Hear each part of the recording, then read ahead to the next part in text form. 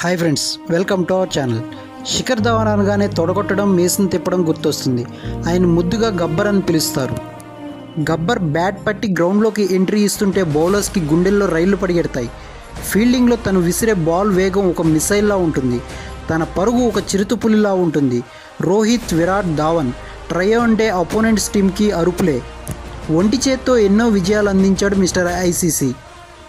అయితే ఎవరు ఊహించిన విధంగా ఈరోజు ఇంటర్నేషనల్ క్రికెట్కి రిటైర్మెంట్ ఇచ్చాడు. ఈ విషయం వినగానే ఎంతో బాధ అనిపించింది.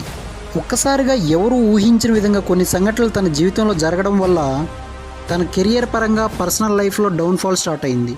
ఇంకా వెయిట్ చేయకుండా ఆ విషయాలన్నీ ఈ వీడియోలో తెలుసుకుందాం. శిఖర్ ధవన్ డిసెంబర్ 5న 1985లో ఢిల్లీలో జన్మించాడు. తన పర్ఫార్మెన్స్తో డొమెస్టిక్లో గుర్తింపు పొంది రంజీ ట్రోఫీలతో అద్భుతమైన ప్రదర్శనతో భారత్ అండర్-19 జట్టులో స్థానం సాధించాడు. 2004లో అండర్-19లో వరల్డ్ కప్ హైయెస్ట్ రన్ స్కోరర్గా నిలుస్తాడు. 2010లో ఓడిఐ డెబ్యూ చేశాడు. కానీ అసలైన ఆట 2013లో ఆస్ట్రేలియాపై 187 పరుగులు చేసి ఫాస్టెస్ట్ సెంచరీ రికార్డ్ క్రియేట్ చేస్తాడు. అక్కడ నుంచి రికార్డ్ నెంబర్స్ మొదలుపెట్టాడు. ఎన్నో విజయాలు ఇండియాకు తీసుకొచ్చాడు. 2013-17 ఛాంపియన్స్ ట్రోఫీలో హైయెస్ట్ రన్ స్కోరర్గా ఉన్నాడు.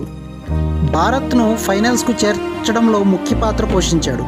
ఐపీఎల్లో కూడా తనకంటూ ఒక మార్క్ క్రియేట్ చేసుకుని ఎన్నో రికార్డ్స్ తన పేరిట రిజిస్టర్ చేసుకున్నాడు మిస్టర్ ఐసీసీ.